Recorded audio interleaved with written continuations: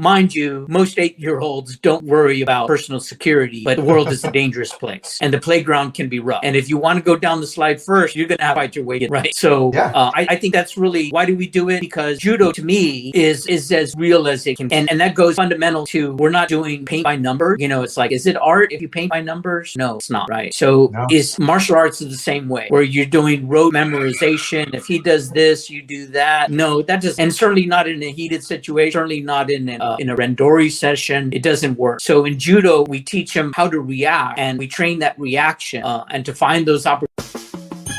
Is there anything better than a trip getting ready? Nope. For a long journey where our podcast released a new epi, searching for a fade fiend, new fixation. Giving this a subscribe is the same sensation. Started with the day ones, they gave us fuel to support the season. Could have been anywhere in the world, but you're here for a reason. Notification bells, tag some friends, all to let you know. Check your Bluetooth, connect, talking with Donato. Welcome in, everyone. Episode 66, Judo Know What Hurts Me, with our guests, Glenn Macias and Dario Alvarez.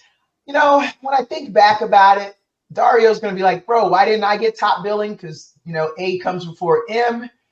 And the answer to that is, Dario, I am more afraid of Glenn than I am of you. I just wanted to be transparent. It's the quiet ones you have to worry about. You're right. Did I not brush my teeth or? So for our listeners, before we even get started with this, I want to go and let you guys know something. Some of our listeners have kids. Some of our listeners played youth sports. These are your coaches that you had when you were growing up. You remember that coach that you had that was so patient with you when you were that bad kid? Well, I got two of them right here. These gentlemen have such amazing patience with children that are not even their own. I am a youth sports coach, and I think I could be better when I see how they work with the big groups that they have. My groups are never as big as theirs. And that was the intro that I wanted to give you gentlemen. We're going to get into some accolades, and please don't be humble. If you have a 10-second pin, we want to know about it. This is not the time to hold that stuff to yourself. So let's start alphabetically. See that, Dario? Came back. Dario, see, although you didn't get the top billing, you got the first chance to speak. So anything you say, follow it after this. Glenn's got to come back and clean it up. So the pressure's on him now. But we're going to lead off with you, Dario. I hope that our listeners can turn into viewers, because if they don't see this most interesting man alive look that you got, I'm so envious of the hair. Is all that natural, bro? Are you using a filter? No filters. And you know what? Filters are just the worst thing. They give us, they make people, they turn people into things that they're not. So no filters here. This is the beauty that is Dario Alvarez. That's a good life, brother. It's a good life. And you know that quip they always say, beauty before age. Yeah.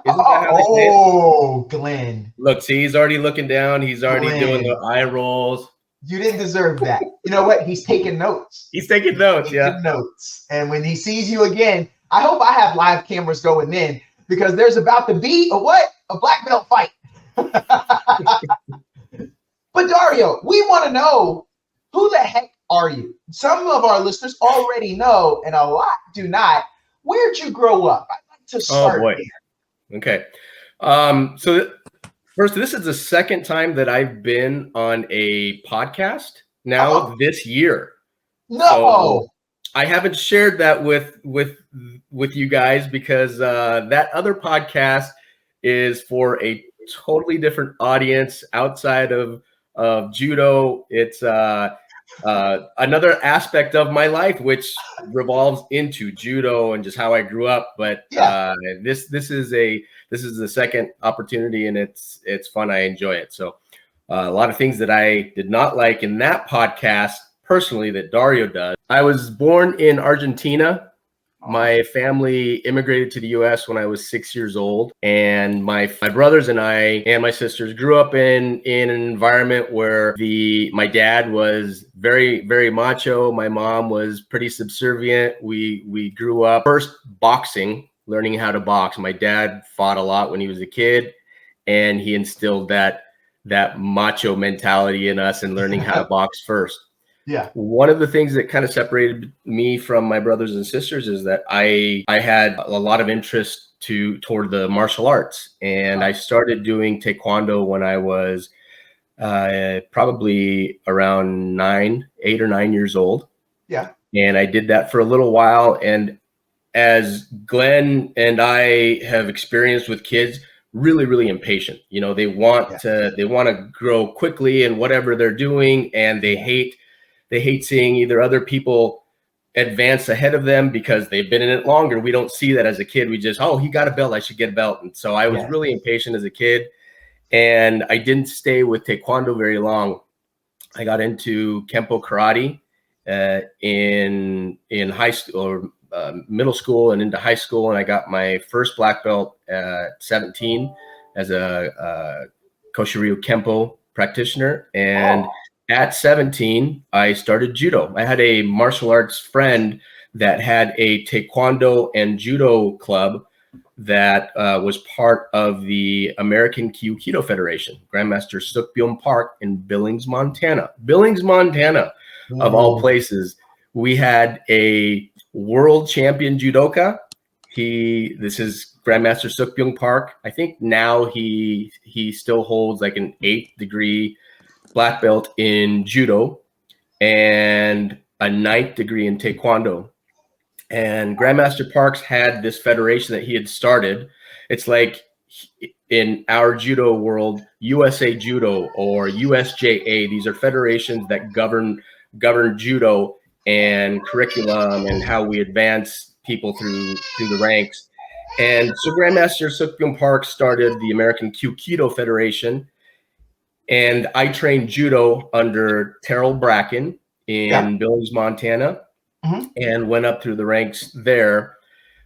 The problem is that with American Kyukido Federation, it is not recognized by the main governing arms of judo in the world. USJA and USA Judo don't recognize the American Kyukido Federation for the ranking. So I had gotten my black belt through the American Kyukido Federation, and as soon as I started teaching judo outside of Montana, I didn't have that ranking recognized by anyone. So when I met Glenn, and it was just moving, I got my black belt. I moved away from Montana. I started teaching judo because it was a way for me to keep active in the art. Yeah. And I remember starting at 21, just teaching it on the side. I'd find people that, hey, you want to learn judo? I'll teach it to you for free. And it was a good way for me to stay active. So Key West, Florida, I formed a small group and taught my friends and some people at a rec center. And wherever I would move, I would form a club, a free judo club, to be able to stay up with my skills. And when I moved to Texas, I had been teaching in Round Rock, Texas for a number of years. And I was working out of the Clay Madsen Rec Center. And this old guy walked in and said, hey, can I do judo with you? And so I met Glenn, and we both had the same idea of what we wanted to see judo become. Yeah. And we started talking, and Glenn proposed an idea. Hey, why don't we start this club here in Austin, and we can teach judo. We can make it a program that's available for all. And I remember thinking, nope, that's not going to work. And so I was not really, I mean, I wanted to support the idea, but it was hard to see it growing to where it's grown now. You gave me a lot there. So I gotta ask, is it the city, like going down into the city? What were your expectations of the city? I thought Austin was weird. there should be some eclectic people there? Did you think it was what are you talking? The diversity was not enough. The diversity of thinking. No, I think one of the things, I mean, we'll probably get into it a little bit, is that the U.S. is not a country that values what we are offering as a sport. Oh, I know. The number one sport, Donato, in the U.S. is basketball. Let's talk about Texas. Oh, football. Yeah. Number 2. Basketball, probably. Basketball. Number 3. Baseball, easily. Okay, so we've got all of these other sports that are America centralized, right? That's what we do here in the US. Yes. And as we talk about judo, most people will never know in the US that judo is one of the most popular sports in the world. Everywhere except here in the US, judo is going to be right at the top of the list. And I think that's one of the big hurdles that we face here in Texas and just in the US, is that people don't hold the same value as a sport in judo that they will in football, basketball, baseball, tennis, soccer, above judo. So I think that's one of the hurdles that we faced going into building this club here in the Central Texas market. Now we're going to come back.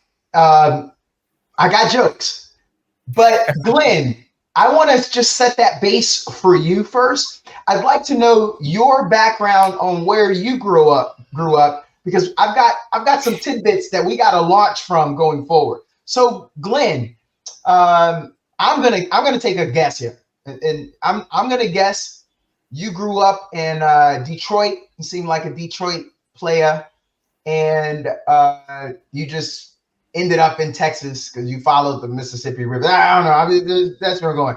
Glenn, what's your background? What's the story? Well, I'm Texas born and bred. I'm native San Antonian. Oh, wow. My father was career Air Force. Okay. So I was born at Wilford Hall Medical Center. Cool. Yeah. So I grew up a Catholic schoolboy on the west side of San Antonio. And so, like Dario, I share a beginning in Taekwondo as being sort of the first martial art, circa 1974, right? 75. I found a police officer that opened a Taekwondo studio. And I think, and true story, the Taekwondo studio was right next to the bar that my dad would go to after hours. So he's like, hey, there's a club opening up, right? And so I think it was just $25 a month. And so my dad signed me up for a while. And I really enjoyed it because, Chuck Norris was just hitting the scene. He wasn't even a sheriff yet, right? No. He was still black belt Chuck Norris, right? Yeah. Who got beat up he was still jumping through windshields, right? Yeah. He got beat up by Bruce Lee. I think that's all we knew him by at that point. He lost in that much. that Roman building to Bruce Lee. So karate wasn't even an Olympic sport yet, but that was my first taste of martial arts. Oh. And being the youngest of 6, and then having to walk the streets of San Antonio in an ROTC uniform, I had to learn how to fight. And I won't say which one was worse, the older brothers or having to walk through downtown San Antonio in an ROTC uniform. But both of them were perilous journeys. Perilous, right? Okay, for those who don't know anything about San Antonio, Glenn, why would I go to San Antonio to visit? It's wonderful food and wonderful people. It is a very nice place to visit. And a nice place to grow up. Help me out with this. I had about a week or so ago, I had a lady from El Paso on, and I've heard this since I've lived in Texas. San Antonio thinks they have the best Tex-Mex. El Paso thinks the same thing. Who's got the best? You're going to lose a lot of audience from El Paso right now. Yeah. Oh, I think San Antonio has a rich cultural history with Tex-Mex because it is definitely the intersection of Tex and Mex. You know, one of the things I say there was a war fought about it. I don't know. They don't do empanadas like Dario's, right? This is true. This is true enchiladas, true tacos. It's good stuff.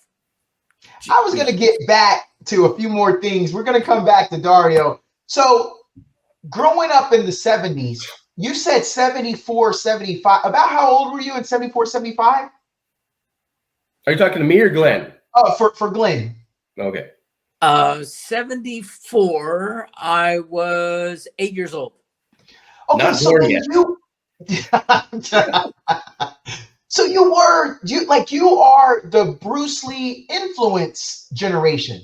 I feel like that hit you hard, right?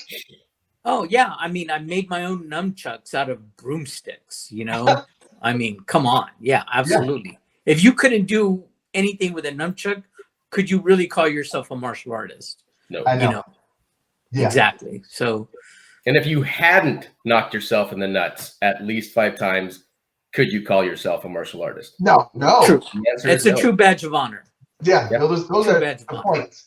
All right, so I'm a little curious here, Dario. I wrote the note, but I got to get to it now. Are you telling me that you went straight from Billings, Montana to Key West, Florida? Oh boy, yeah. It sounds like you were running from something. How many warrants? How many people are after you? Oh, I wasn't quite running yet. No.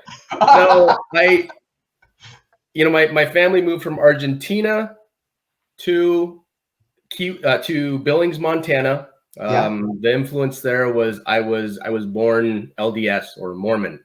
Yeah. And so the Mormon church had a lot to do with us moving to the US from Argentina.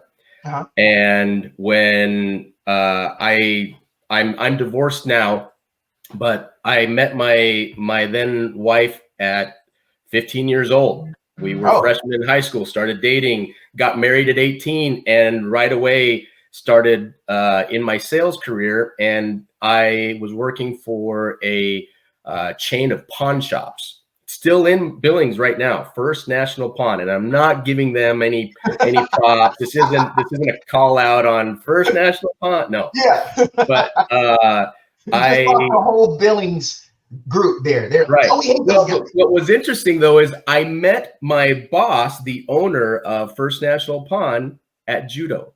He had, and this is kind of cool because it's one of the things that we can talk about judo as a whole. It is there is no limiting factor on age, size, gender. Yeah, judo is for everyone, and you've seen Donato in our program. We have people from as little as 3 years old all the way up to 70-some years old. God bless you, a 3-year-old. Yeah, my boss, the owner of First National Pawn, was 65 at the time when he started judo, and I met him at my judo club. Whoa. At the club in Montana, the American Judo Federation club, and he and I got to be friends. Me and a small group of judoka, we would talk all the time. We would do some. I mean, we had so much fun as a judo family in Montana. But this particular individual invited me to come and work for him, and he owned this chain of pawn shops, and he had one pawn shop down in Key West, Florida, where he would send all of his trainee managers to go and learn how to run their own shop. And so I moved with my wife, who was then 7 months pregnant, went down there for a tour of duty of 1 year and learned how to run my own shop there. So that's how I got to Key West, Florida from there. And then from there back to Montana for three years. And then from there to Utah, Texas. Oh my gosh. Glenn, you literally are running a studio with a reality show star. Like he could be on Pawn Stars. Yeah. I watch Pawn Stars because it's so fun. It's like, oh, yep, I know what that guy's going through. Yeah. You remember? It's bringing back memories. Glenn, Well, I want to go back. So you're a military brat. Hope that's not offensive to you. But are you able to call cadence? Do you know how to march? Like something tells yes, me you got them skills. yes, I can call cadence, and I've got some skills. So Uh, have you ever thought about? I used to take karate. I used to do kung fu, and sometimes as a group we'd go for runs. And yeah, we would the young kids with the old people. You ever thought about jogging? We were in a shopping complex for kung fu, so we ran around, and that was a great opportunity to call cadence. You ever thought about running around the complex, getting the kids out there, breaking those lungs open, and making them call some cadence there? yeah, I think that's a good idea. I'm gonna note to self. Yeah. Oh man, I just ruined it for See, the all those problem though, kids. Donato, is I think he'd make me do a lot of push-ups though, because I don't. That authority thing is just. Yeah. Ooh, I'm bringing Glenn, my whistle. That's it. Glenn, he can't show you up while one, you're singing, and two, he's got to stay in formation. When that left foot hits the ground, we want to hear that Alvarez sound. Glenn, you think he's got the rhythm to keep up with you? I feel like he's gonna mess you up. That's just my opinion. No, I just want to see if he'd give me a deal on a chainsaw now. With what I've learned. That's the I've got good a stuff slightly right there. used chainsaw. Give me your best price. I Glenn, gotta what buy do you think? mats. What do you You gotta think make his some money shtick here. is? He seems like the guy. Do you think he's the start low guy, or do you think he's the hey, I'm your friend guy? What's his angle? What do you think Dario's angle is in the pawn shop? Oh, this will be interesting. Let's see it. Oh, he's the Stark Low guy. For sure. I think Dario, you are the hey man, I'm your guy. Like I know where you're coming from. So you're not off, Donato. One of the things that was interesting about working in that industry, in the pawn industry, actually helped me to become a better salesperson. Oh. You've got guys from all different types of cultural background, just diverse people coming into a pawn shop, trying to sell this golden cup that they think is gold, that they hold a lot of value to whatever thing that they're bringing in.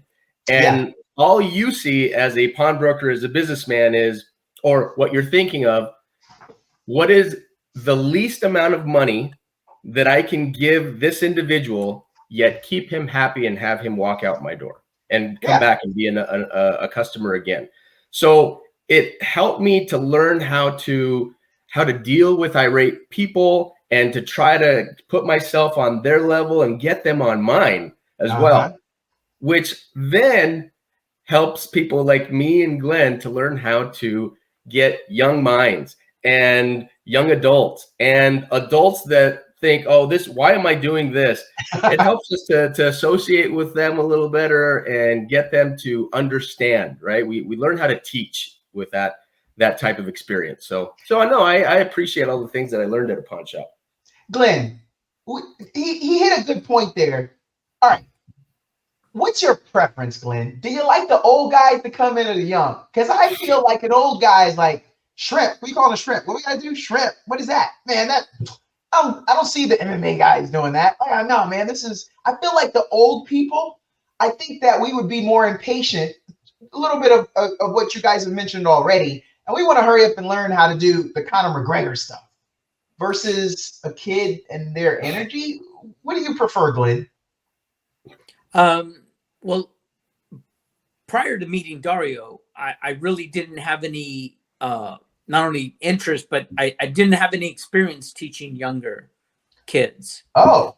So I grew into it sort of organically. I never had an ambition of running a club. Yeah.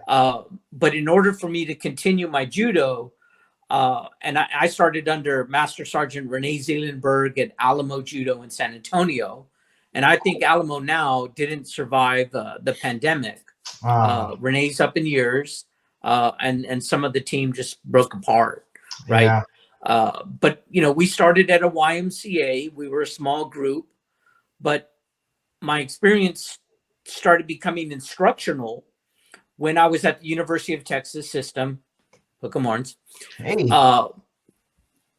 No, you're from Montana. Don't do that. You don't get it. Wow. You don't get it, right?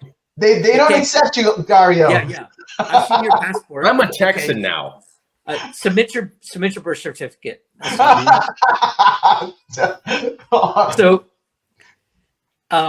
So as at the University of Texas, I was there as a green belt and ultimately earned my brown belt. But every semester we'd get a group of students that would come in, and they're white belts, and they were college students. Yeah. Tremendous aptitude, tremendous intelligence, and they'd be like, "What do we do?"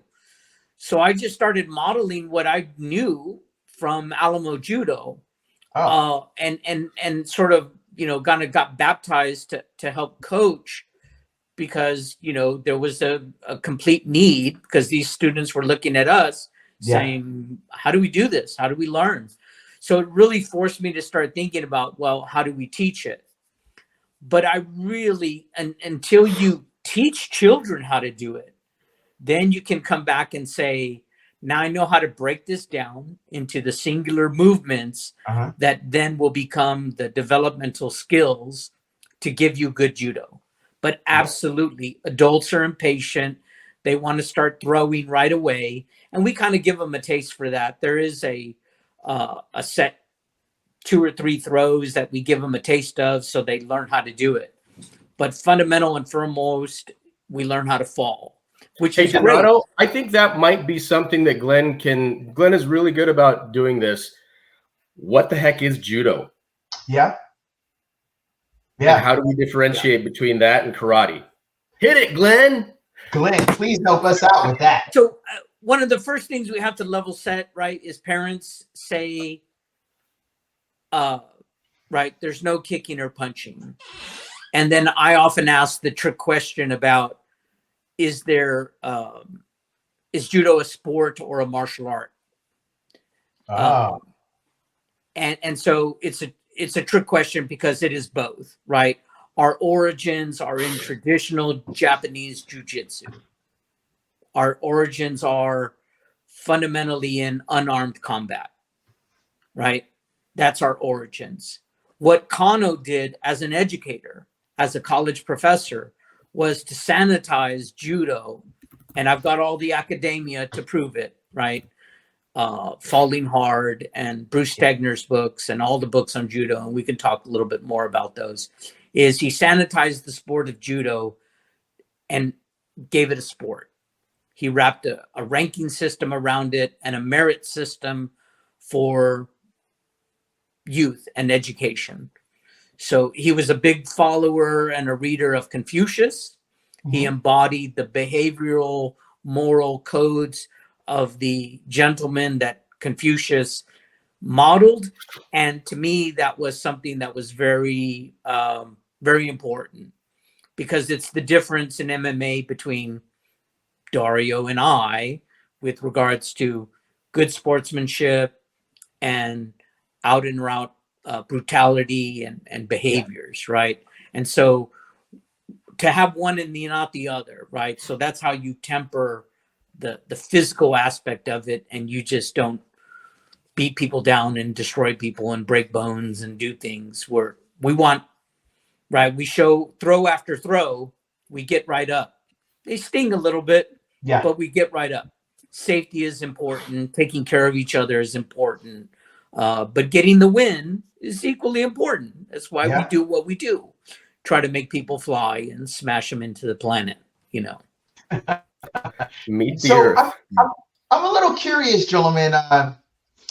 What happens when, well, Glenn, when that Steven Seagal era hit? I'm sure a lot of people confused what you did and had an interest in.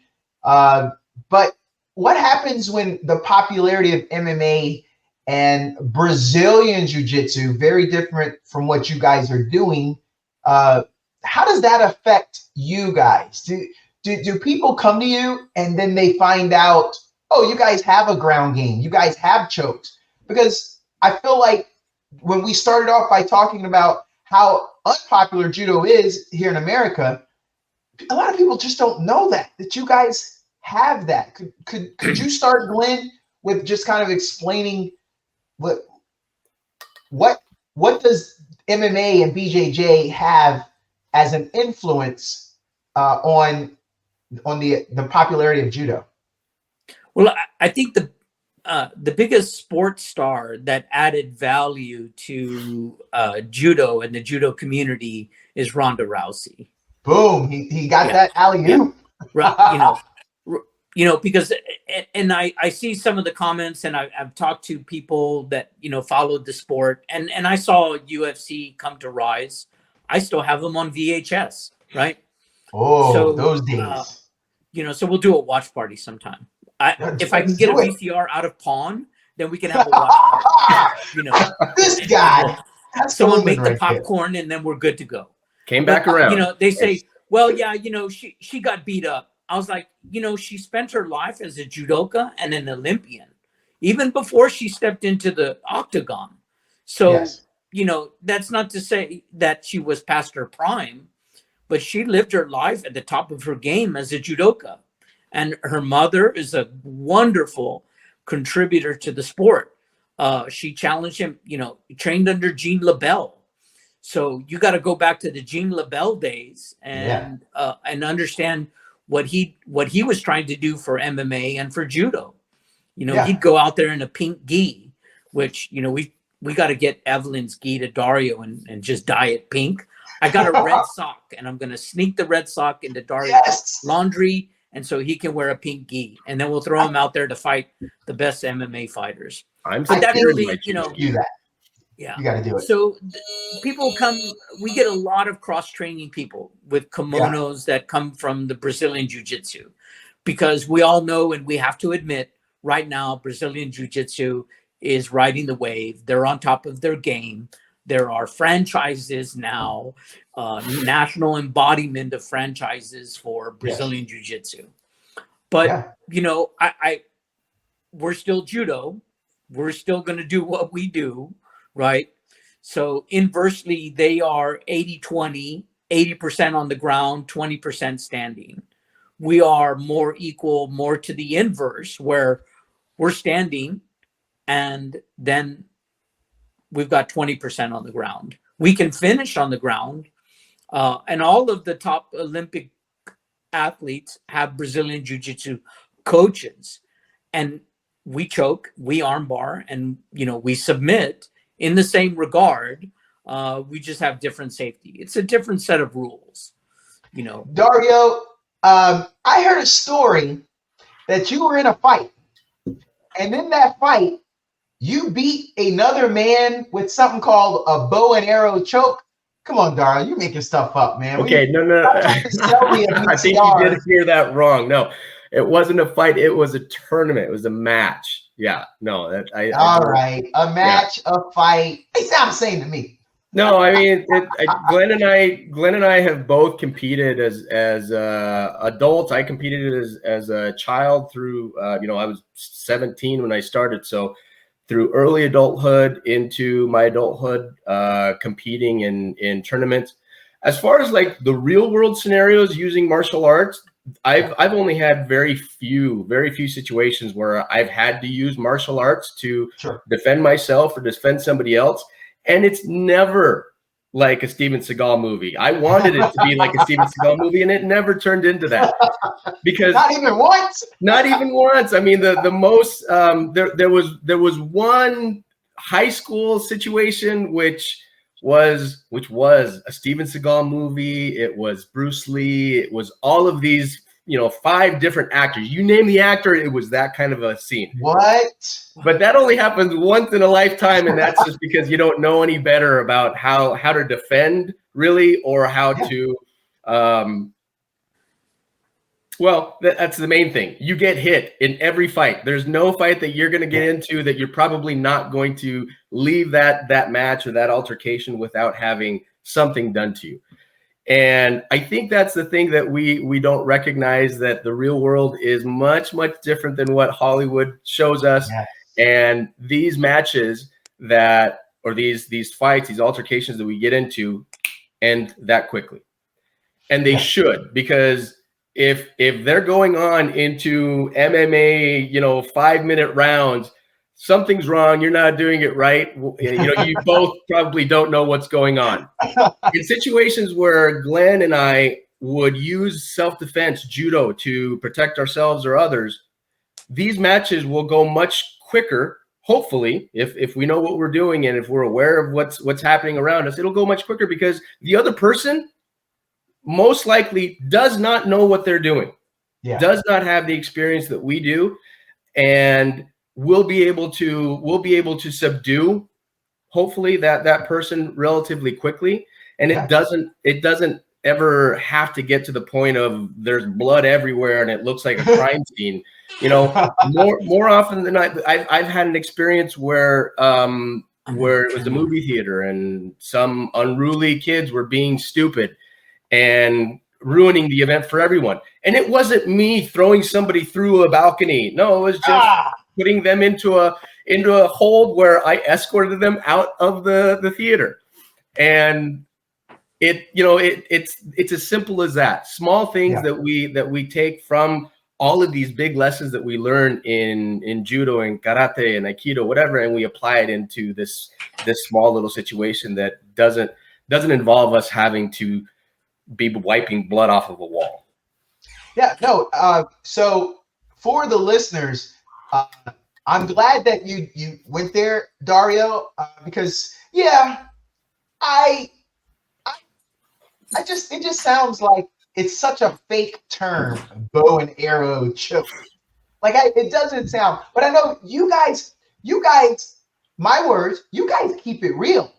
You guys are giving the kids the Japanese words, the translations. And maybe you might say bow and arrow choke, but you guys are in there saying Seo Nagi. Like you guys, you got these kids counting to 20 in Japanese. I even heard your 3-year-old can count to 20 in Japanese. That is the authenticity that a lot of people just don't know.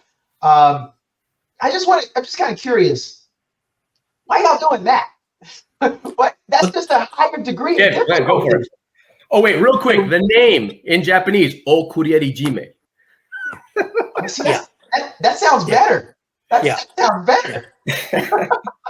Why would I even say bow and arrow choke? I don't want to start Joe Roganing terms here, right? So I'm going to give you the Japanese translation. Because if he says hip toss, I'm going to hip toss him. All right. Bad back and all, he's going down. All right. Yeah. But let's talk about keeping it real. Yeah. Right. Because what we see out on the internet, and we're not trying to denigrate because we've trained in other styles. Yes. But keeping it real is important because, and I think that's really what continues to differentiate Brazilian Jiu-Jitsu is it has to work. Yes. It has to work.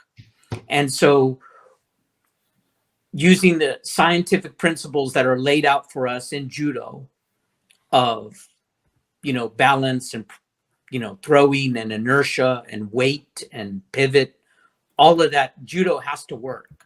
It can work and it has to work. Because if you give somebody something and you're saying you're going to defend yourself, it really doesn't work.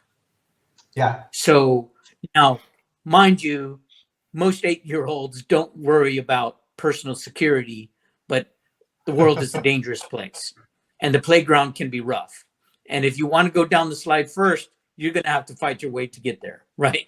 So I think that's really, why do we do it? Because judo to me is as real as it can get. And that goes fundamental to, we're not doing paint by numbers. It's like, is it art if you paint by numbers? No, it's not. Right. So is martial arts the same way, where you're doing rote memorization. If he does this, you do that. No, that doesn't work. And certainly not in a heated situation, certainly not in a randori session. It doesn't work. So in judo, we teach them how to react, and we train that reaction and to find those opportunities in those reactions is judo, right? So after we spend maybe a week with an adult and we give them 3 throws, I'll ask often, what's your favorite ice cream? Of your 32 flavors of ice cream, what's your favorite? Mine is Rocky Road, right? Okay, great. We've got more throws than Baskin Robbins has ice cream. We've got 40 throws. So we can throw you left, we can throw you right, we can throw you any direction under the sun, right? So that's the takeaway. Why judo? And I think really found appreciate judo what to you be the said real there. answer. Glenn, I really appreciate what you said there, and now I want my Christmas gift back. Too late. That paint by numbers, that took me time. Okay. Yeah. Yeah. It did. No, it did seem like it It's a offended him horse. there. It's not a donkey. You saw right? my It's- face, Donato. I was upset. You know what? Taking on what Glenn said there, though, he's exactly right. I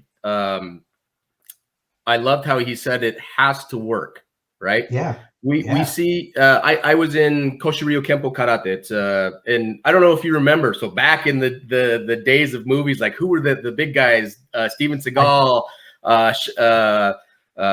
Jean-Claude Van Damme.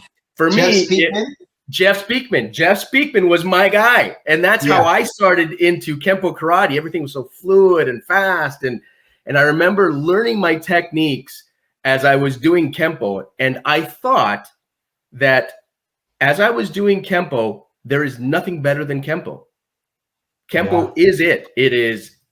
There's speed, there's agility, there's fluidity, there's ease of motion from one to the next, and I thought there was nothing better until I got on the ground with my friend Terrell, who I was swapping martial arts with him. I was teaching him arnis, Filipino stick fighting, and he was teaching me judo, and we would swap martial arts, free class for free class.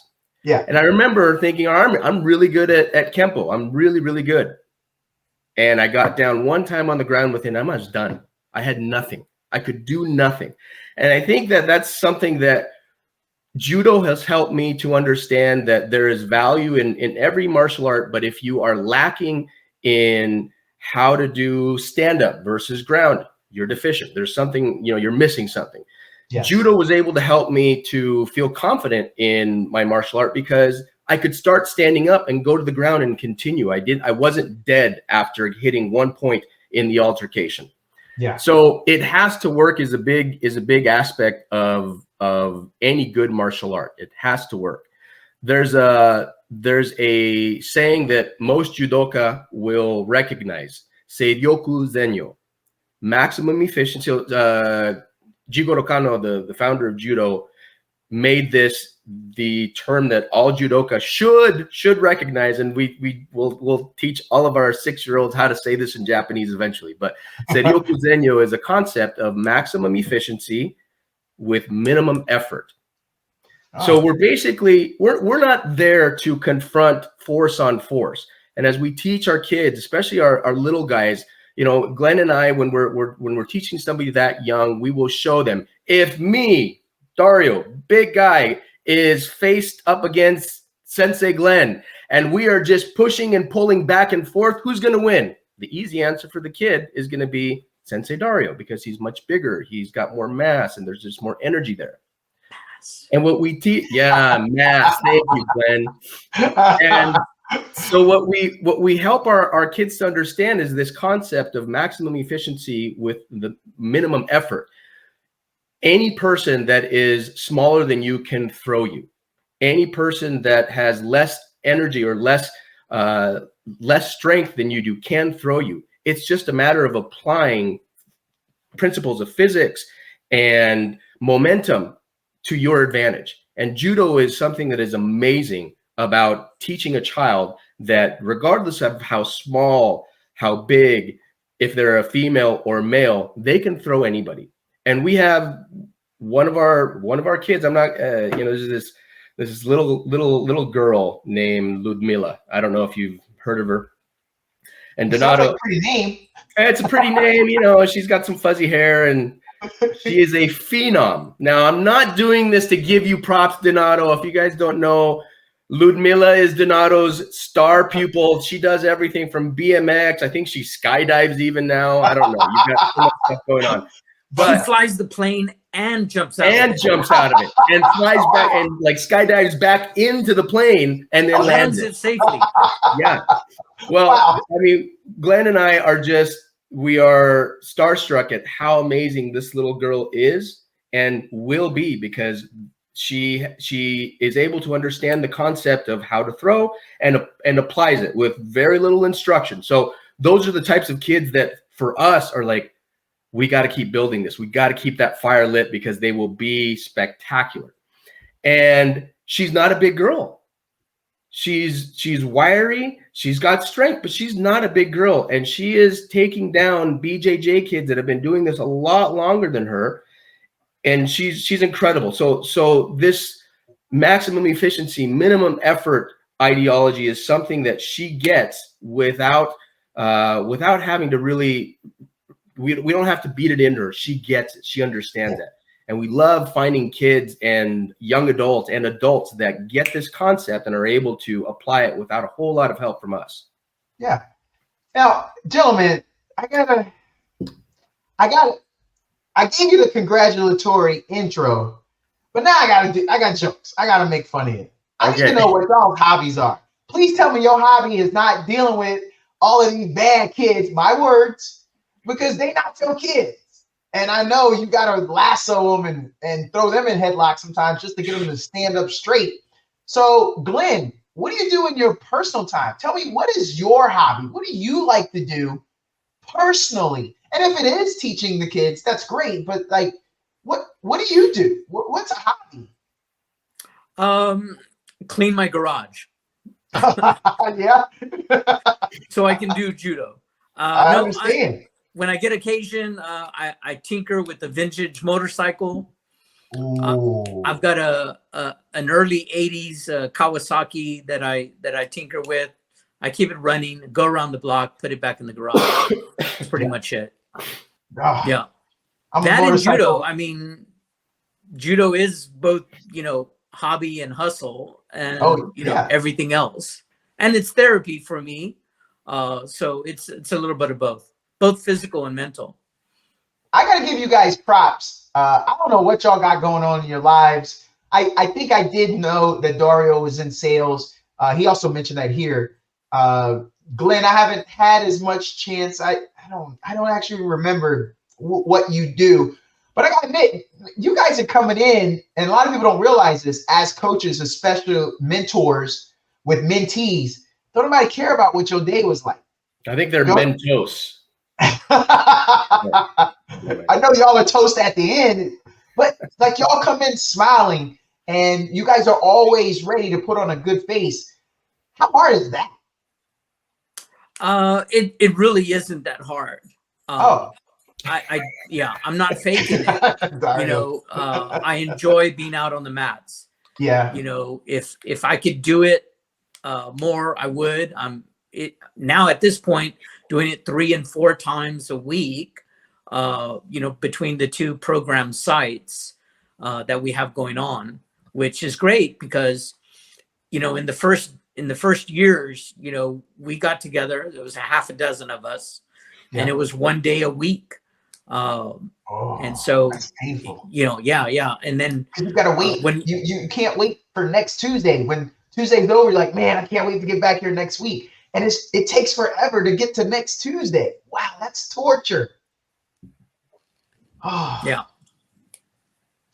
So when you say that you like to do it, I like what you said. So I have a military background, and all of the old retirees that retired before I did, they always tell me, young guy, I want you to make sure you don't end it with any rounds in the chamber, as we say. No bullets left. Fire them all out. So to hear you say 3 or 4 times a week, I really like that. I really like that you are contributing that much to the young people, to the old. And for our listeners, I think y'all didn't just hear what he said. There's over a 30-minute driving distance between the two. From your downtown Austin location and you helping the kids out in Georgetown, I mean, that's a considerable distance. Glenn, so with the drive time and 3 to 4 times a week, how much more would you like to grow? Like if you got another 30 kids and you got another 20 adults, would you say that another 30 kids and another 20 adults, would you turn it down? No. No. No, we're trying to build the program now. We're fortunate that people are trusting us and that we are growing. 2023 was a good year and has been a good year for us. So we're seeing record numbers on the mats. I'd have to give free tacos and free barbecue away to get over 20. Now having over 20 people on the mats is commonplace. We now had over 30 on the mats. And the program up in Dario. So Dario, when I started this by asking him about the distance between being in Austin and 30 plus minutes to drive out to Georgetown, hustling back and forth between y'all. Are y'all both driving Priuses? No. I live up in Gerald, which is north of Georgetown. Our program in Georgetown is much closer to me now than I used to be down in Round Rock. So for me, it's actually a relatively quick drive down, but going down to Austin, yeah, it's a trek. Glenn lives in Round Rock too, so he's not too far from us. I think where we see it being a burden is the parents. These parents that have these kids that are active in the program and they want to keep them in the program, they want to support them. It's hard for them to drive as far as they do sometimes. And so what we've done with our program is we've tailored it so we're trying to take as many excuses for the parents to not come out and train with us. We've made it affordable. We have the lowest tuition than any other martial arts that's in our market. Yes, Donato, sir. I think right now for a typical fee for a Brazilian Jiu-Jitsu studio, it usually starts at around $130 a month. Yes, sir. And obviously they go 3 to 5 times a week, which is great. But $130 can be a lot of money for families. And what we've tried to do is we've tried to make our program affordable for all families of different types of incomes, and we've made that accessible to everyone, I think, with the program that we have. We're a nonprofit. Glenn and I make zero salary, zero money income in this. I think Glenn takes a little bit for him. Oh, is he back? Oh, sorry, Glenn. Glenn, I was saying that you and I, we have made ourselves millionaires in doing this program. We've structured the program so that it's affordable for all families of every income type, and we don't do it to make any money. We do it for the love of judo, to try to grow the sport of judo in this Texas market. Sorry, Glenn. If I may, that's an important point, because I told you how I started karate and I took a couple of belts. I got a green belt in Taekwondo, but the school had difficulty. It closed down. And so financially, my parents' father couldn't really afford it. It wasn't affordable. The other schools in my neighborhood were very far and they were very expensive. So to a family, it was difficult for me to continue training. So I didn't find additional opportunities until I found some rec center based programs that were sort of structured that way. So when we got around to wanting to grow the program and do some things and to contribute to the community, I didn't want to exclude everyone. And so once Dario and I aligned on that, we found middle schools and high schools where we started marketing that, we have to find a balance between be self-sustaining, right? And not being a daycare, but also, we're doing it with the commitment, to the value and the gift that we're giving the youth. So that's really, part of our commitment to, growing youth sport. I think that's the yin and yang of your guys' relationship. That's what works, because I think the jet-setting, amazing hair Argentinian dude, only one of the rich families from the wealthiest parts of Austin suburbs. And I'm glad you, being a real one, Glenn, as the young people say. Did you pay him then? On the west side of San Antonio, like see, there it is. So you understood. Donato, did you see how he did that with his hand? He had to use his other hand to it. I did. That's because judo has broken every bone in our body over the years. Yeah. I just thought he was out of practice. I think if he was back on the west side of San Antonio right now, they'd be like, okay, we waiting, bro. We waiting for you to throw up that sign. It's taking you forever. Yeah. But gentlemen, I like that because I want to just tell you that quick story as it relates to me, for our listeners to understand exactly what y'all are doing. 3 kids growing up for me. I never went to bed hungry, but there were Christmases where I did not get a gift. There were birthdays where I did not get a gift. Don't cry for me, because my parents loved me and they worked great. My dad worked 2 and 3 jobs. It was amazing.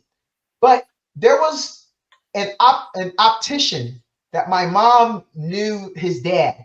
He taught karate once a week for free at First Street Baptist Church. I don't mind giving them the shout out, because they opened up their gym. They had a basketball court and allowed him to teach a free karate class. He grew up in a lower income area, and he thought, let me give back. Now, this is what I learned. Well, I did hate having to wait until next Thursday. But what I learned when he took us on those runs I told you about, it was incredible as a young 5th grader, 6th grader, when I see Dario, some old guy, and he's running, and I'm starting to see that over the months, I'm starting to catch him, until the day that I finally passed Dario in a run. The confidence that I gained. I went on to run college on scholarship. I went to college and I ran track on scholarship because of that first class, because I learned about confidence and not quitting and working hard, and that I was a good runner from a karate class. And I always tell that story when I accepted awards at cross country meetings. Tom Kirkland would always get a shout out for that. So gentlemen, I want you to know how we turn out. Now that may be a threat, because now y'all are like, oh crap, they're all gonna turn out like you, Donato. But you guys, long after you are done cementing this legacy, I want you to know we will still say your name like I did from a gentleman that I encountered back in the 80s. And Dario, I know you're not old enough, Glenn and I's age, to understand, but yeah, in the Stone Ages back in the 80s, that's when things were happening. I want to also say this other quick thing, the range that you guys show, to be able to be in, you guys are inner city, you guys are in Austin on 12th Street. If it's got a number, that's inner city. Now, you guys then are out in Georgetown and Round Rock. Come on. Something tells me the hubcaps aren't getting stolen off of Dario's Prius out there in Georgetown and Round Rock. So that shows the range that you guys have. And I wanted our listeners to not only understand what you're doing by keeping it affordable, but I wanted them to understand what your range is. That's what I wanted to offer you guys. I think, Donato, one of the reasons why we're so diverse in the areas that we're covering, downtown Austin to Georgetown area. One of the things that has made our program successful is we partnered with agencies or school districts or programs that value what we're trying to bring to the community. When we started in Round Rock, when I was teaching in Round Rock, I partnered with the school district, and we had one principal, Travis Mutcher, who was pivotal in getting our program put into place with the Round Rock ISD. And then we were there, I think it was 2013, maybe, Glenn, when we started with Ridgeview Middle School.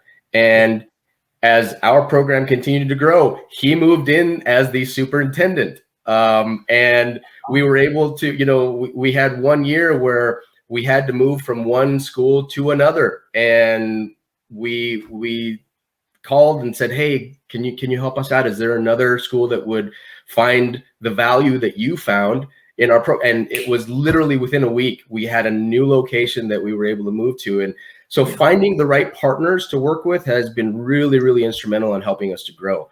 Glenn was able to work with the Austin, City of Austin Parks and Rec Department to find the right, person that would see the value behind our program. And now we're working with the City of Austin. We've got more programs that we're looking to branch out into. The Boys and Girls Club in Georgetown is working with us now, and we probably gained about 10 kids just in the first couple of weeks of going out and doing a demo with the Boys and Girls Club. And now our program is just booming there. It's doubled in size. Having good partners. Yeah, having good partners that see the value in the program has been really helpful for us. So thanks for that, because you actually took one of the points I wanted to talk about. This is why we're here. I think you guys are amazing. You're electric. I wish we could hang out because you guys are amazing dudes. And I had to get you on this podcast. I wish getting you at episode 66 feels like I cheated you guys, because in my mind, I wanted you guys to be one of the first. But here's what I can say. The teamwork, I hear what you said about the partnership with others, but I want to talk about the partnership of you two. If I can give you guys and our listeners just another opportunity to see, when I switched to Kung Fu, I was in karate. That one time a week was free. But when I met a gentleman at church, I met a gentleman who was starting his own Kung Fu studio.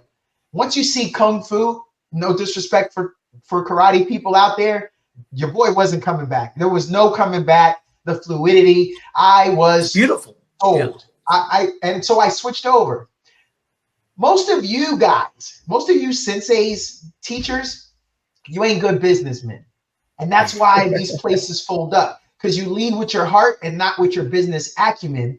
And to that point, my Sifu, as he's called, I know my dad bounced the check about 3 times to this gentleman. And he never made me feel like the poor kid. I don't think I was poor. All the financial purists out there are like, bro, you was poor. Your dad bounced the checks. But he never made me. He told my dad, okay, yeah, don't worry, we'll work that out. Make sure. No, he still keeps coming. Because my dad was embarrassed about it. But he never made us feel away. I could still come. And I haven't had my Sifu on this podcast yet. But it's things like that. Now, his studio ultimately did not last. It is not still going on. And it's probably because of stuff like that. Because he was helping people like me to still come. I don't want to say get off the streets. I don't want to make this sound like I was going to be the leader of a gang. But those are the things. So for you two, I just want our listeners to see, I think one of the reasons, in my opinion, you guys are such a success, because maybe you want to be bigger. Glenn said, I'll take another 30 kids and 20 adults. But I think one of you is probably better at the marketing. One of you is probably better at the inventory and the business part. And not many people are going to do that. Y'all are both black belts. And sometimes we let our ego get in the way. I want to be El Jefe. I want to be the lead. I want top billing, Dario, even though I put Glenn first. I'm not changing it, Glenn. But how do you guys do that? How do you guys make this work and get the ego out of it? Because it doesn't show. I'm not saying after everyone leaves, y'all put the mats back out and y'all fight it out. But how do y'all make this work? So I think as we, having that balance of ego, Glenn's ego is huge, and my humility. Where you're going? And my humility, it balances us out. Yeah, I see that. No, Glenn is definitely the guy that knows how to run the books and keeps us straight. I just recently got my first credit card from Glenn, and I've already maxed it out. Oh, so, where the party at? Where the party at? Yeah. You got the card. I think what has for me, when I ran my first martial arts school, I was 18, and I started my own business, the Alvarez School of Martial Arts. No, I still have the patch. I still have my t-shirts left. What's that? Are there any t-shirts left? No t-shirts. We didn't have the money to make the t-shirts, but I did have patches. And what I found is that when it turned into a job for me, it took the fun out of teaching. And I think that's something that we've been able to maybe help with this, even though this is a business, nonprofit or other, it's still a business, and we have to take that into account because our time is valuable still. Even though we're not making any money for it, we got to make sure that we've got money coming in so we can buy more safety equipment, buy uniforms for kids that want to try it out, and keep the program running, the marketing. And Glenn does a really, really good job of keeping those things, working for us. I'm not the money guy. I don't think Glenn ever wants to throw the books my way because I'll lose. No thanks. Glenn's not saying it, but his lack of comment is saying it. There's two key points about the inclusivity of judo, how we've managed to thrive and survive in Texas against baseball and everything else, but also that social economic aspect, because as we want to inspire youth to be their best and to do their best, right? That gifted child is not necessarily going to be living in the suburbs. Yeah. So that's kind of democratic. Yeah. To be able to give everybody that opportunity. Because, good experience or bad experience, coaches have a very centered focuses, some coaches, as to what they can do for them in terms of their team sport. Well, judo, you put on that judogi and you're on the team. Oh. So everybody is allowed on the mats. Everybody is entitled to that right? And so that inclusivity of judo, including a lot of kids, that have challenges, and those are often the most rewarding. So whether you're a recreational player, non-competitor, competitor, national caliber athlete, everybody has to have that opportunity. I like what you said there, the inclusivity. This is where we go into a promo. Sorry, listeners. All right, look, I'm coming to you guys. I used to be an amazing athlete, and I'm gonna make the excuses. I'm a dad of 3 now. I don't get to cycle as much as I want to. I'm a little heavier than I used to be. But Glenn just said I get to be on the starting lineup, that Dario's not going to put me on the bench. So I could come out and I don't know anything. I don't have any ground game. Those you guys are accepting those people that maybe waistline's a little thick. I take that phone call all the time, and I say, hey, well, my kids are in it. It's okay. I'm a little older. Can I come out? And so as I'm talking with them and I say, oh, really? How old are you? And they say, I'm 42. I'm like, I'm 57 and I'm on the mats. Boom. So take that. So I'll see you on Tuesday. Yeah, that excuse is done. Yeah. What's cool about the other aspect of that inclusivity, he's talking about parents and adults. For our kids, the kids that we see come in and that we find the most rewarding aspect of teaching is the kid that didn't make the basketball team or didn't make the football team or doesn't feel included because everyone's bigger than him or they have more ability in that in that particular sport. Yeah. When they come into judo, everyone is on the same level. They all learn the same thing, and they can all become really exceptional players of judo, because it's as much as we make it a family atmosphere in both teaching and learning of the techniques. Every student is there trying to make themselves better because they're going one-on-one with somebody. They have to learn the techniques for themselves so that they can go out and compete.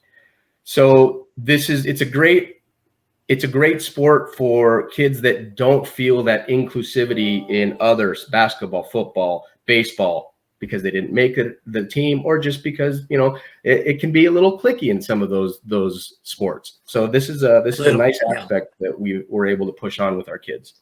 Gentlemen, I don't know what the demographics are in your adult class, but I'm going to say this.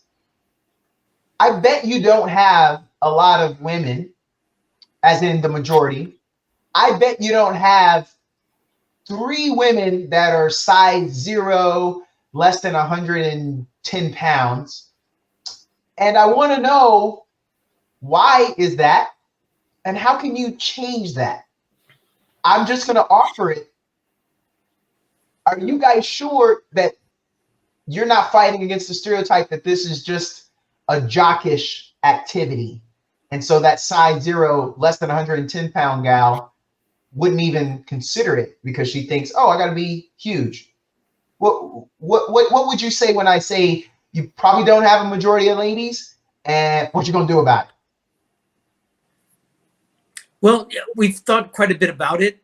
You know, we lost one of our founders, Rebecca, who was a female black belt, but she just moved. We didn't lose her. She moved.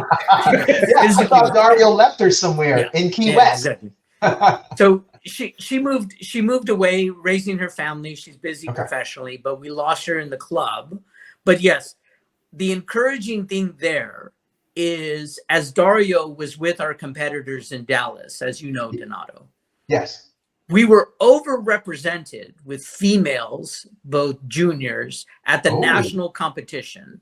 Oh, and that was amazing. So we had First time like half a dozen girls there. Y'all making female ninjas out here? We are making female ninjas. So that being said, when I looked at the adult class and I'm staring at 25 males from, you know, brown belt on to white belt. So there's 20 of y'all and there's only 2. So less than 10% of the class is female. Yeah. But they were 90% of our competition team at the national level. Ooh, come on, fellas. So really, where's the machismo? Yes, where's I know. the grit? Right? You're letting all the female doing all the competitive work. Listeners, are there any of you out there? I gotta drop 5 kilograms. And get back on the mats. Feel like I feel right now. I feel like, man, the guys, we dropped the torch. Like we were carrying it into the Olympic Stadium. We dropped it because now I want to be your Huckleberry. I feel like we got to get out there and defend y'all's honor, especially rep against those ladies, because 90%. Oh my gosh, that's amazing. That's an amazing statistic to lead with. So what we're doing is, right, the investment in the youth program is inspiring and motivating them and giving them the confidence that they need to step onto those mats fearlessly and do the best they can. Rain or shine, win or lose, get them out on the mats. So then can I offend you both by saying, in that same vein, the most popular judoka in the world is a female, and it's Ronda Rousey? Can I offend you by saying that? No. I think she's got a lot of popularity still. I think there's one more right now that maybe got a little bit more props that we can give. Kayla Harrison, Kayla Harrison. Look her up. She's still taking her trek through MMA. And we've got a lot of females that are just amazing judoka. Marty Malloy. Marty Malloy. Both, nationally and internationally, females are. I'm scared to go against the majority of the females out in the judo sphere right now. Yeah. So she asked you, Dario, what are you gonna say? You got a Nina, one of Texas. Nina Kuto-Kelly. Oh my goodness. Yeah. Yeah. She's been on this pod. Now there we go. And I missed it? Yes, you have. What episode was she? Let's call her. I'm calling her right now. Yeah. Somebody text her. It was an amazing episode. Man, yeah. She's she literally is gold, pun intended. Yeah, she's the real deal. She's the real deal. I think we need to bring her. I think we need to bring her out to Round Rock. I think that will help the girls, give some inspiration. So we can easily host her. She goes over to Cooper here in town quite a bit. So we've got some ties to her. She comes out of Herbeck's club in San Antonio, Universal Judo. I've seen her. And for the listeners and for you two, I mean, you already know, you already want her. She's good with kids. She's an Olympian. Yeah. She is one of the best in the world, but she is still a great teacher with kids. I have video evidence. I saw her with a 5-year-old, and she was working on the grabbing and pulling that you guys do to pull people in. And the little girl pulled her off balance. That's to your point, Dario, as far as you were talking mass and energy. But she had so much patience with a little girl who was the youngest, smallest, the only person in a session that she was in charge of. You don't have to do that. You can cater to the 30-year-old and the 40-year-old dudes back there that are doing multiple disciplines and maybe drove in from, but that shows her range as well. So shout out to Nina Kelly. Yeah. She's great. She gets that from Jim Herbeck. He's great with kids. You shut up or I'll beat. No. Jim, I love you. If she would have slipped and done that once, I still wouldn't have judged her, because I would have been like, hey, you're going to get this tough love. She's an Olympian. But she didn't even do that. Yeah. So she's normal. She's good.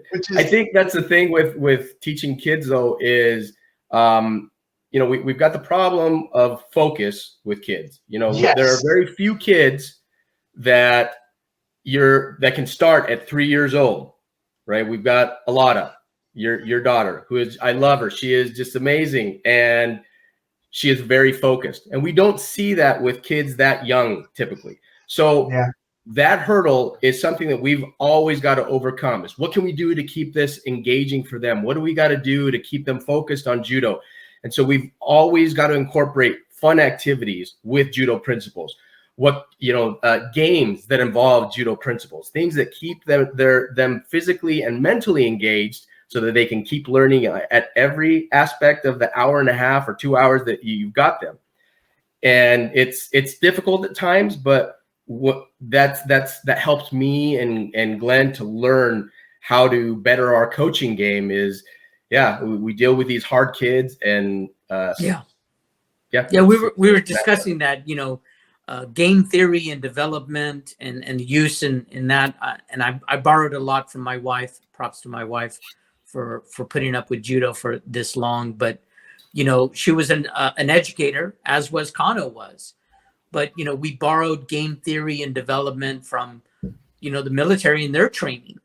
So incorporating sumo and tug of war and climbing ropes and these games that we play are all to add to that physical engagement, because we want to disassociate any anger and the emotion of the physical match to I'm upset about getting thrown, and get it into a very controlled environment of they get used to, because we tell don't get in a fight, don't get in fights, don't get in trouble at school, don't fight. But then we're here in judo and we're saying, grab him, throw him, grab him, push him. Yeah. So we have to, slowly incorporate. It's okay, because he's not really trying to hurt you. He just wants to win, but he's going to throw you on the ground. He's not upset at you, but he's going to throw you on the ground. Or she. Here's an observation that I have seen. I coach youth sports. I'm going to tell you, when Glenn starts to act bad, I pull Glenn off to the side and I'm going to say, hey, you want to go over there and sit next to your mom? Because I'm not dealing with it. You go over there and you sit with your mom, and we're going to keep on moving. I haven't seen you guys do that even once. Not even once. How the heck are you guys doing this? Are y'all saints? Is there a halo that you guys take off? Is it attachable, detachable? How do y'all do this? So Donato, we are lucky that we are in a sport that when you choke a 6-year-old, it looks like you're teaching. So you can be in all seriousness, we do have to do that sometimes, Donato. We have 30 kids that we're trying to coach and keep them progressing in techniques or whatever aspect of judo we're teaching that day. And if we've got one child that we are having to take away the attention from the big group to focus all of our attention on them, getting them back in line, sometimes that can be detrimental to the whole class. So we've had to do that before, where we pulled somebody aside and we at least make them sit out for a little bit until they're ready to come back. And it's just like, you put them in a timeout. And as an educator, the conversations I've had with my wife over the years, who spent her time with 30 kids, day in and day out for 8 hours a day. And, right, you're taking away from the other kids. So there's a sense of community that the class belongs to the class, not one individual. Yep. So you have a responsibility to stay in line so that everybody can continue in the class and that we can continue doing what we're doing. And so we have to put community and class over the individual at that point. Likewise, you can't really learn judo by yourself. You need others. You need partners. So you have to treat each other with respect. So you start going around doing that, sooner or later, that's going to come back on you. So we're coming down the stretch here. I want to start with accolades. Gentlemen, tell me something. You know the good stuff I want. This is for the bros out there that are listening. This is where, don't be humble. No, the guys that are listening to this section, they don't want to hear it. Anybody got like a 10-second pin, a 15-second pin, or anybody upset, some red belt that came in from Argentina and you put them on your back and you're like, who's the real Argentinian? Like, give me the good stuff. Tell me some of that action hero stuff you did in I won't say fight, Dario, in a match, controlled environment. But yeah, any experiences that you guys had? You know what? Let me back that up. Even if you did have to use this for self-defense in real life, I'll take that too. But any superhero stories, accomplishments you guys have? You hurt yourself and still finished and got a gold or even a silver, or anything you want to offer us? Glenn, you want to go first or you want me to? No, actually, I'm going to give Dario kudos. I think the last tournament I saw Dario fight in was in San Antonio at the Alamo Classic. Ooh. And, he did a great job. He won medals in that. He won on the ground. He won with some throws. And so I was really, really impressed. So he did a great job with that. I think really for the club now, and not for me, because I'm not a big competitor, but we've had senior athletes that have taken national awards, and we've had junior athletes that have taken national awards. So the club has done really well. We've produced a lot of athletes, but we don't have, I don't have any trophy cases, right? Those are individual awards that are won by those students. Yeah. And we herald those and we hold those athletes up. We want to use that and inspire more. Yeah. But competition and what it does for people and myself, it's not just about the medals, but absolutely, so. Yeah, no, I like that. I always wonder though, if when you guys are doing this, Glenn, so you said that you're not like focused on competing. Good for you. Because I don't know if I want somebody choking and throwing and flipping me. But do you guys push it so that the kid, as a retention tool, so they can go out and they can see it, they can compete, and then they could say, oh, this works. Now I get why mommy's been bringing me here all this time. I was this close to a medal. I didn't get a medal. Oh, I'm working hard because now I want to go get a medal. Do you see it? Do you see the usefulness in that way? Or do you Do you use that already? Absolutely. Now, we've got some youth, right? So our competitors are a percentage of the class. Yes. Right. And so absolutely, for those, once you posed an interest, right, once you want to play that game, then we're going to try to give you every tool possible to win. Yeah. Then we have to start looking holistically at strength training, weight training, conditioning, diet, strategy, tactics. And we do that cooperatively. We have several people in the club. We'll review video. We'll talk about it. We'll use their performance analytics and really try to do the best job we can so that they can be successful. But fundamentally, and we got to be all in with parents on what page they're on, what they want to do, what they want out of it.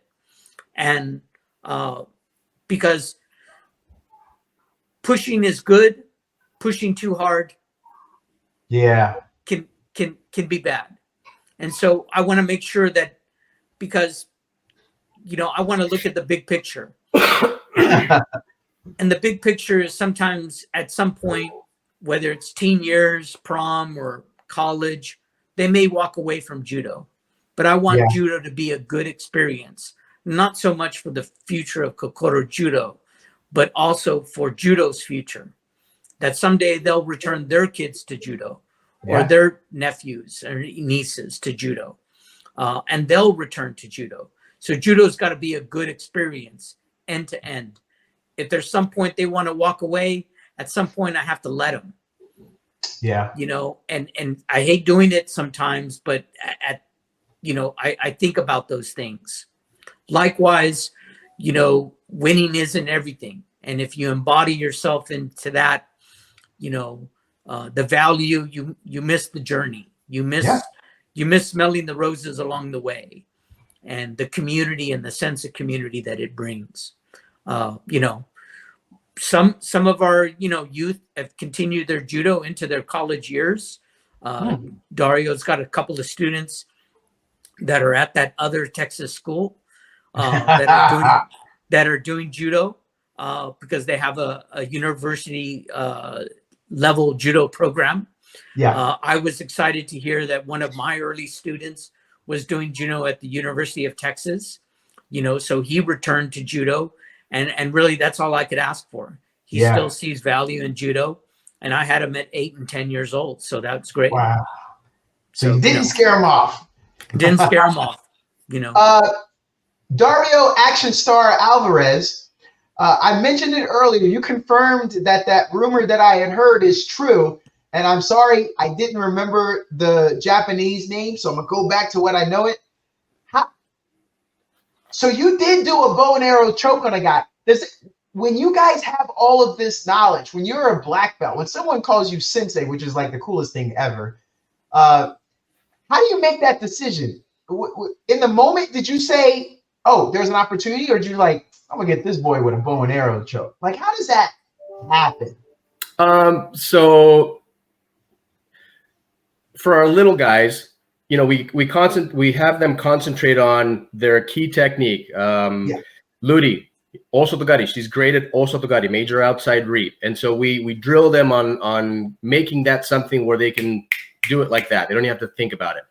Yeah. Glenn and I, especially Glenn, since he's been alive a little bit longer, he's got a lot of techniques that that just and I do too. We have techniques that just come like that because it's like breathing. You don't think about it. You just do it. And we want judo to be that way with everyone, where you don't think about, oh, I'm going to do this technique next. No, you just react. You have to adapt. Judo is an art where if you plan for A, B, C, or D, you're going to be very disappointed because that's not real world. That's not real life. And so when you have practiced enough and you've got techniques that you just automatically fall into, these things, you know, you see the opportunity immediately and then you act on it. The bow and arrow choke, okuri erijime. The bow and arrow choke was coming from my partner was doing drop seoinage. It's a drop technique from an ippon seoinage, and he just happened to try it, and I moved around, and my thumb was in a high collar position, and it just, oh, there it is, and you just react to it. And I had already damaged my knee.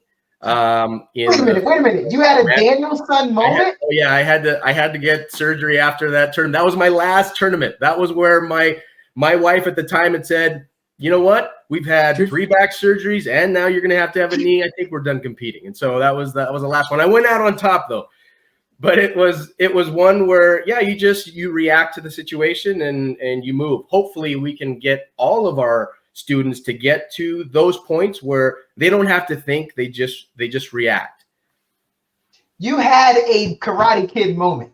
You were limping and you had to pull out the crane, or in this case, the bow and arrow. Ralph Macchio, he was ready to do the crane from the beginning. And see, no, that's not, nope. He was preparing for that one the whole time. You're right. But not adaptation. Yes, you did. Okay, I see. Yeah. All right. So, gentlemen, like I said, we're about to stick the landing.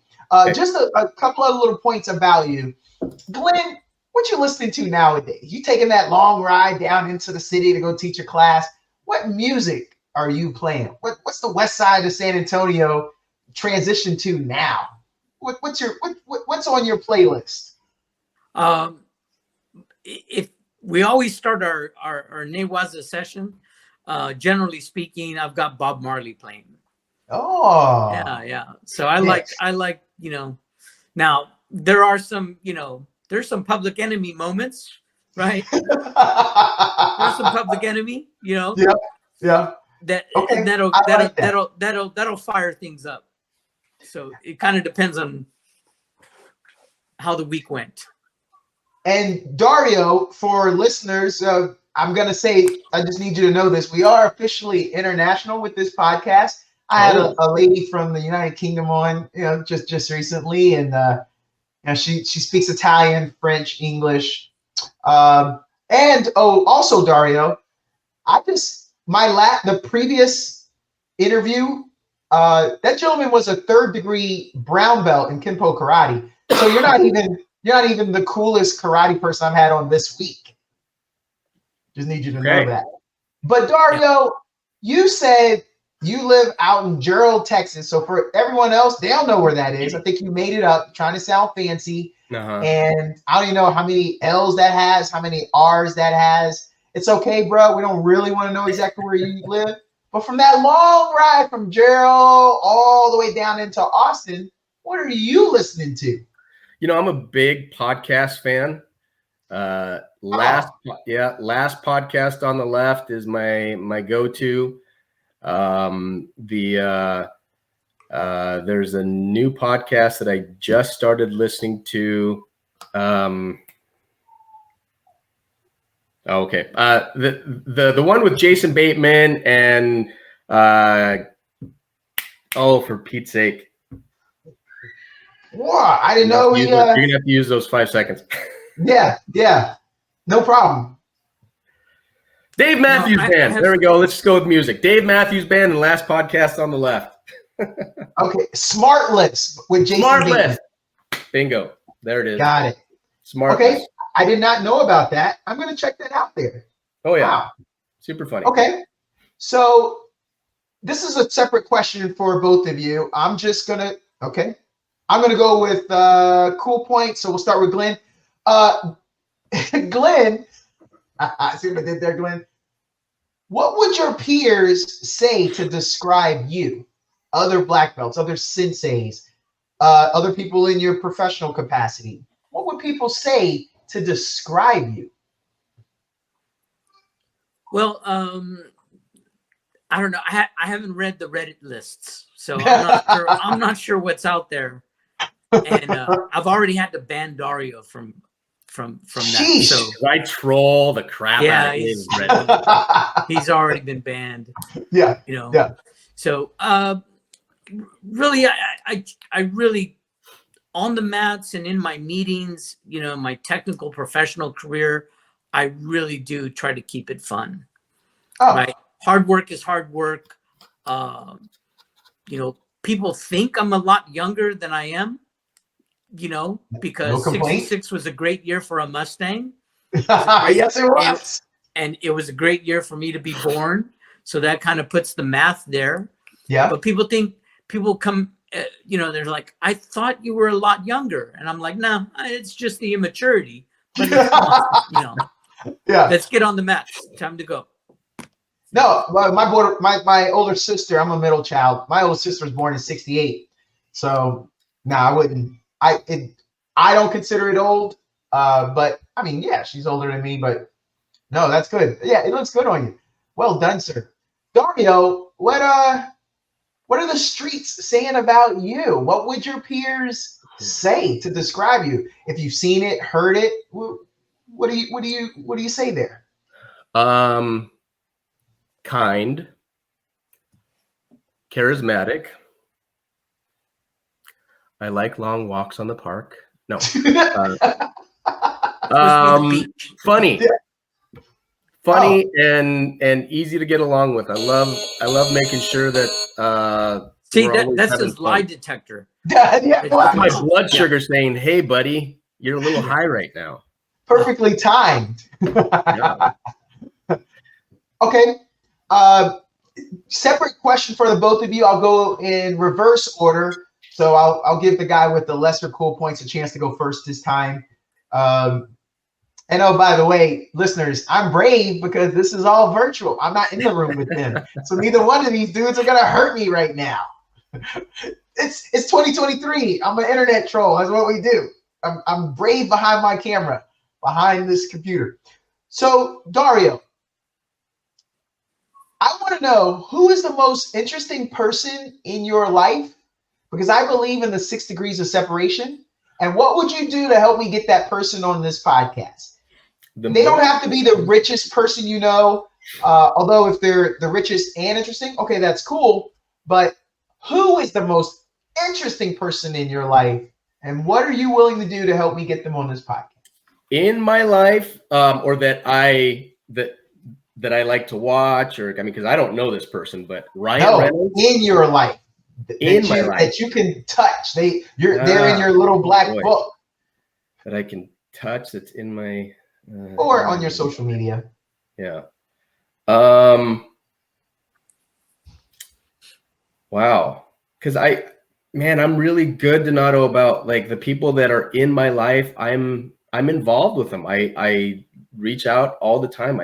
I can physically touch them easily. So, man, that's a tough one. I've had some people say things. I had an award-winning author who's sold hundreds of thousands of books here, and he's nationally nominated for awards. His was his mom. I had another gentleman that was a podcast, and it was called Your Favorite Uncle, Everyone's Favorite Uncle. And for him, it was the patriarch of his family, an 88-year-old uncle from back in Ohio who dealt with systemic racism growing up in the South and Tennessee. And that one's going to be a 2-hour, a part 2 or part 3 podcast. I can't wait to get him on. Those are just some. I think I've got it. Who? And you inspired me here. I think my mom, her story would be amazing for people to hear. What? Yeah, just a humble Argentine woman that grew up in a very machismo culture, who got here without any education at all. I mean, she had basically like a 6th grade education in Argentina, and got to finish her career retiring as the manager of a dietary and housekeeping department for a hospital, and just amazing accolades that she's got behind her name now. And it came from just, deciding that, yeah, she could do this, and she didn't let things stop her. So she's got an amazing story, and I'm still learning a lot of things about my mom. So yeah, I think that would be get her. I'll see if I can connect you guys. And thank you much. Thank you much. That is going to be exciting. Looking forward to that. Glenn, the cool part and the unfortunate part is I don't get to put you on the spot since I started with him. So you may already have it. or you may still need to think. But who's the most interesting person in your life, Glenn? That's a tough one. Okay, Yeah, I like that. I like the guest to squirm. That's kind of the other part that's of a good point. But going back to the club is, because I'd have to include them all. We've had some amazing people come through the club. Yeah. We've met people from all over the world. And so for this little Texas boy to, come into contact with all these people, Navid Dabiri from Iran, Nick Maurer, who's German-born, grew up in Romania. We've got a imported Canadian, Mark Kopek, and his family. So, we've got people from all over the world. Mark Sheshanowski, shout out to Mark. He's Hebrew. His hummus is awesome. You're teasing me, Sensei. You're teasing me. Yeah. So how you gonna make that decision? You gotta give me that's one. Gonna be a tough one. So I think I'm gonna do it lottery style. I'll throw them in a hat, and then whoever we pull out, So then I'm gonna hold you to that. I'm gonna hold you to that. You're literally gonna have to do that. We may even have to have that on video, so I'll make that the lead-in when I actually interview that person. I normally start with a promo, but I'll do the lead-in of that, and then we'll talk about why that pod is gonna have that person. So you're willing to, when you make that decision, can we put that on video and you'll give me a name? Absolutely. Awesome. Gentlemen, how do we follow? How do we stay in contact on the social medias? How do we get to follow Kokoro Judo and you two gentlemen? www.kokorojudoatx.com. Okay. Yeah. And do you have a Facebook also? Yeah. We do. We do have a Facebook page. We've also got an Instagram for our juniors program, and that's Kokoro Judo Juniors Program. We'll give you the links, and you can post it on the episode as well, Donato. Yeah. So we'd love to have people follow us and find out what we're doing. Well, I asked you guys a little bit about what people say, what your peers would say. I just want you to know how I found. You guys mentioned it. My daughter trains there. I found you guys by word of mouth. It was other black belts. It was other judoka that said, "Oh, these guys." I contacted people all over Texas, in San Antonio, in Dallas. Matter of fact, I'm going to have a Sambo instructor from Dallas that's going to be on here shortly. And all of these people led me to you guys. So that's a kudos to you and to your program, because that means they think that highly of the two of you, and that they think that highly of your teaching style. Because I am involved in youth sports, wrestling, BJJ, and I know that there are a lot of people out there that would not recommend certain coaches, certain instructors, but that didn't happen. I didn't run across it. We looked for Yelp reviews. We're looking for Google reviews, and we found nothing but great things for you. Glenn was responsive. I think I got your phone number and started texting you. Maybe we started on instant messenger, but you were responsive. You were you were discreet, and that's how you got us. So I just want the listeners to know what they're dealing with, that it's not just you guys. What did I say earlier? You guys keep it real. There's no fake here. You guys really care about the kids. You guys actually care about the art. You guys actually are trying to keep it real. You want these adults to thrive. So I wanted the listeners to say that. Sometimes you need a talking head. You need a braggadocious gentleman like me to brag for you guys. But I want the listeners to know that. And that's why I wanted you guys to come on. And I just want to say thank you for your time. This is officially the longest podcast ever for me, and I loved it. I just want you to know this is a threat. I would have had y'all on for like another hour easily. This was awesome, but I'm leaving something on the bone. Dario completely glossed over his capoeira experience. Capoeira. Whatever. Oh my God. Whatever. Oh, you know what? I'm not going back down the road. I'm gonna be respectful of your Don't take too time. long. We will have you back, gentlemen. We'd love to be back. This was All right, awesome. I didn't even get through my sheet here of all of my questions, so that's good. I'm glad about that. So thank you again, Glenn. This is your first podcast appearance. Yes. Hey! You're only one behind Dario, so I'll give you some tips later, Glenn. You do that. Email them to me.